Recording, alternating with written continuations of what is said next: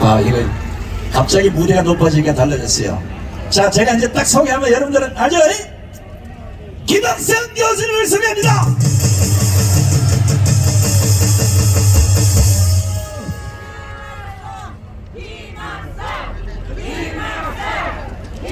감사합니다. 제가 원고 없이 몇 번 제가 말씀을 드렸는데 오늘은 조금 참조를 하면서 하겠습니다. 우리 검수완박에 대해서 윤석열 당선인은요, 검수완박을 하면 부패 완판이라고 하셨습니다. 또 한동훈 검사장은 검수완박을 하면 야반 도주다 이렇게 말을 했습니다. 우리 문재인 정권이 임명한 김명수 대법원도 검수완박을 위헌이라고 했고, 김호수 검찰총장도 위헌이라고 했고, 법제처도 위헌 의견을 제시한 바 있습니다. 모든 대부분의 법학교수와 변호인단체, 또 민변, 참여연대, 정의당까지도 반대했지만 권성동은 헌법 파괴적인 박병석의 중재안을 받아들였습니다. 우리는 민주화 국힘의 검수야합에 대해서 우리는 분노하지 않을 수가 없습니다.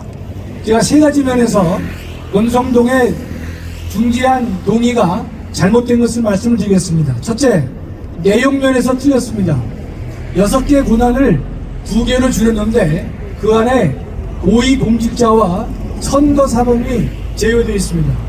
그렇다면 문재인 정권 하에서 만들어진 수많은 고위공직자들의 직권남용죄가 일단은 검찰 손에서 또 벗어나기 때문에 우리는 이것을 받아들이기 어렵다 이런 뜻입니다. 또한 왜 2개인지, 그리고 어떤 이유로 부패와 경제 문제로 국한했는지 아무런 설명이 없는 것입니다.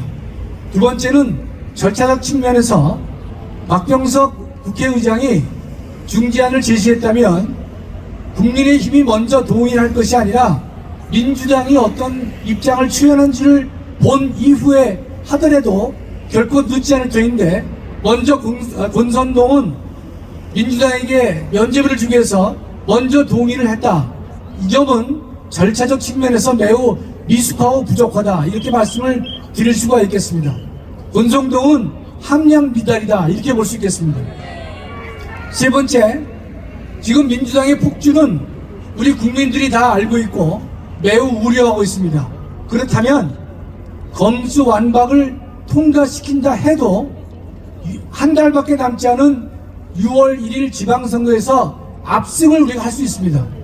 압승을 한 이후에, 즉 민주당의 지방자치 장악을 완전히 폭망시킨 이후에도 얼마든지 이 문제를 해결할 수 있음에도 불구하고 미련하게 또 단순하게 먼저 합의를 해줌으로 인해서 효과가 매우 반감되었다. 저는 이렇게 생각을 하고 있는 것입니다. 이 법안이 통과된다 하더라도 헌법재판소를 통해서 헌법소원, 위헌법률심판, 권한쟁의 등으로 다툴 수가 있는 것이고, 또 가처분으로 법률의 집행을 중단시킬 수도 있는 장치가 있는 것인데, 일단 6월 1일 선거를 다 마무리하고 해도 될 일을 먼저 동의를 해줌으로써 민주당에게도 면책되는 그러한 일을 했기 때문에 이 권성동의 동의한 박병석의 동의한 찬성은 우리가 분노할 수밖에 없다 이렇게 말씀을 드릴 것입니다.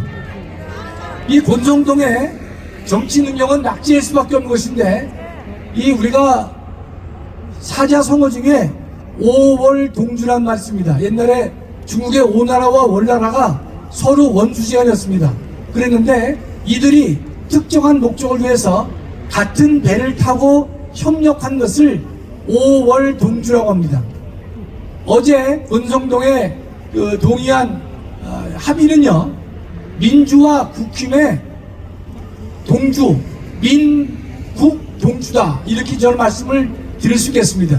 권성동의 이러한 태도는요, 이번에만 있는 것이 아니라 지난번 박근혜 대통령 탄핵 때에도 일부 자유한국당 의원들이 나와서 탄핵에 찬성하는 바람에 탄핵이 이루어진 것인데, 역시 권성동 일파들은 그 당시부터 또는 어제까지 이 좌파들과 협력하면서 자신들의 정치 생명을 유지하고 연장해 왔기 때문에 우리는 도저히 인내할 수 없는 것이다. 이런 의미가 되겠습니다.